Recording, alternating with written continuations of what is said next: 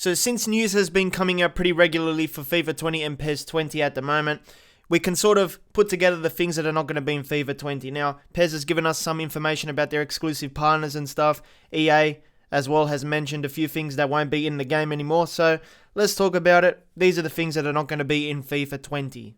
Before we get into it though, we still have 75% of you guys not subscribed to the channel but watching the video. So don't be in the 75%. You don't want to be there. Make sure you go to the other side and click the subscribe button and you won't regret it. We're going to be doing a lot of FIFA 20 videos in the future as well. I think it's fair to say that Ronaldo won't be appearing on the cover of FIFA 20.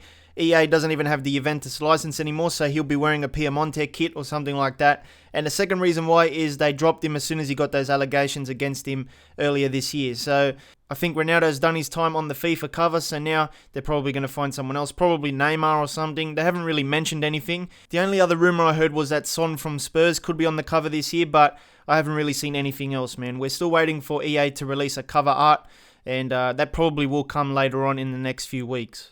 Another thing confirmed not to be in FIFA 20 this year is VAR. I guess no one was really expecting it anyway, but maybe there will be something in the future. But there is an article that I found about it, so I'm going to be telling you guys what it says. It's from an interview with Sam Rivera, who is like one of the producers for FIFA, and he talks about why it wasn't in the game this year. The article says, in an interview with our portal, Sam Rivera explains why they decided not to include VAR in this game. According to the lead producer, there are two reasons. The first is that we have much more important things that we want to include.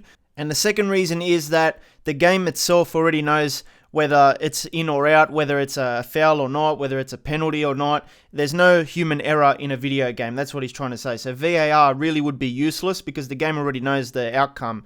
You don't have to challenge any calls like you do in real life because there's human error with referees and stuff. Now, there's also a pretty good chance that we won't be getting any new menu designs this year in FIFA 20 as well. I'm not really a fan of how the menus perform. I think they're a bit slow. I think the boot up is very slow for a football game as well. I've got other sports games that don't take a minute and a half to boot up.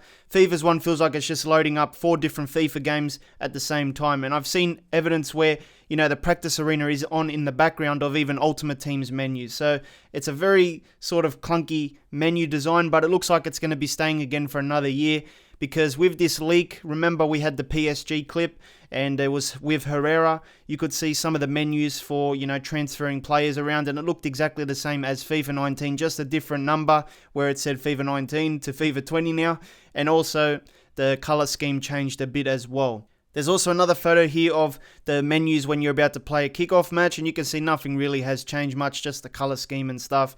So it does look like we're going to be rocking the same menu design this year again. I think we will see bigger changes to a FIFA game when they release the new next-gen consoles next year, like PS5 and the new Xbox and stuff. So I'm sure everyone is used to it by now because it's been a few years since we lost it, but for this year as well, the Nou Camp won't be in FIFA 20. It's not going to be in FIFA for the next 4 years to be exact. So Konami renewed their partnership this year, was up for renewal. They spent the big bucks because, you know, Barcelona is one of their major partners. They need Barcelona to actually sell the game, to do the trailers and stuff. Otherwise, they can't use anyone, you know, because they've got no licenses pretty much. But with this announcement, it was revealed that they're going to be partners again for the next 4 years. On the website, it says they will be continuing with the club for the next 4 years. So, big loss again. And it's going to be another 4 years before we even have a chance to see the Nou Camp in FIFA. I'm sick of seeing that fake stadium, the outdated player faces as well. But what can you do, man? It's all about the licenses when you're talking about FIFA and PES. And, you know, PES is always going to grab a few that are a big blow to EA. We've seen it this year as well, but we'll talk about the other ones in the next few minutes. It was also confirmed a few weeks ago that we were going to lose the Allianz Arena in FIFA 20. So PES put out the official tweet. It said, the Allianz Arena, home of the new partner club Bayern Munich, will be exclusively available in PES 2020. That means we will be the only console football game where you can play in the iconic arena this season. So FIFA loses another stadium. It's going to be pretty bad to play Champions League nights against Bayern Munich now in a generic stadium. You already have Barcelona with the generic stadium, and Juventus is going to have one now as well. So it's going to be a pretty bad experience, man, for career mode people. But it's more of a sad thing as well because everyone was excited for the Bundesliga scan this year. That was going to probably bring in a few stadiums as well. And now you lose one of the biggest stadiums in the Bundesliga, which, you know, just doesn't make sense. Now, this is probably going to be the situation for the next couple of years because on the website, it didn't really say how many years, but it said a long-term partnership, which to me means at least 3 years. and that's what they basically do with the other partner clubs as well. So we might not have this stadium for a long time. Of course, in terms of the actual team, you're still going to have Bayern Munich licensed in the game, the same player faces, the same names, so you don't have to worry about that. It's just basically the stadium that gets lost. Now, this one is not 100% confirmed, but I have seen a bit of evidence that could suggest that it's going to be the same situation as last year. I think the Russian Premier League could stay with PES again this year as well. So if you didn't know, last year, PES acquired the rights to the Russian Premier League. They've got the exclusive license there. So in PES 19, that was the only place you could play Russian League matches. But at the time, there was no indication of how many years this partnership was going to be. So a lot of people thought it was just going to be 1 year. And that's what I think as well. But it looks like they've renewed it, and they could be having the license again for PES 2020 as well. Now, I'm not sure if this is an exclusive thing because I haven't confirmed anything. This is just me seeing one bit of evidence, and it makes me believe that PES has the license again. So this is the evidence. PES put out a tweet the other day that said, "We are delighted to announce Russian national team player Andrei Arshavin will be exclusively available as a legend player in PES 2020. And there's a photo attached there, and you can see it's got the Russian Premier League logo there, and they wouldn't be able to use that logo if they didn't have any sort of license for that league. So that's what I saw, and at the time I thought maybe they've got the same license now again, maybe they renewed it and it's going to be exclusive again. EA hasn't mentioned anything with the Russian Premier League. They might have a few Russian clubs, like last year, but I'm not sure if they've got the league back.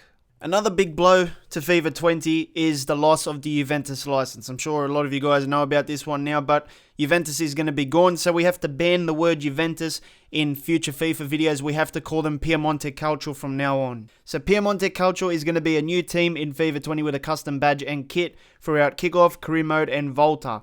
And Piemonte Calcio is going to use the real world players, so you don't have to worry about like a fake Ronaldo running around or something. You're going to have the official player faces and player names for every player from Piemonte, but you won't have the club license, if that makes sense. So of course we're going to lose the Juventus stadium as well. I'm sure there's going to be like a generic stadium called Piemonte something. I'm not 100% sure what they're going to do, but of course it's going to be generic. And EA on the website also says that these changes don't affect Ultimate Team. That's why we've lost all these licenses and EA doesn't care. It's because it doesn't affect Ultimate Team. People can still play Ultimate Team, and the only thing that will change is just a little club logo for Juventus players. That's about it. That's why they're getting rid of those licenses. They don't need to pay the money. They know that people are still going to buy the game, put money into packs and all that. But I guarantee you, if it did affect Ultimate Team, there would be no way that they would have lost these licenses. They don't care about the career mode players that have to play in fake stadiums and fake names and stuff.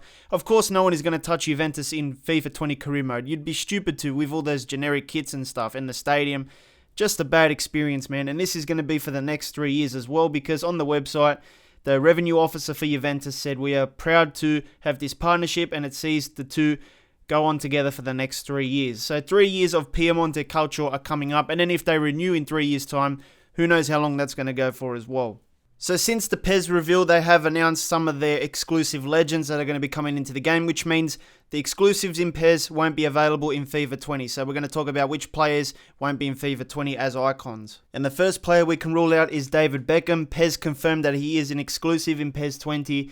It said, "Our new partnership with United doesn't just bring the club of today to PES 20, it brings Man United legends to the game too, just like David Beckham, who is exclusive to us." So Beckham does have a deal with Konami. I think it's about 3 years. He signed it back in PES 18, so of course he's going to be exclusive. Also, Arshavin is not going to be in FIFA 20 because PES did confirm they have an exclusive deal with him. You can read it in the tweet. I already read this tweet out, so I'm not going to do it again.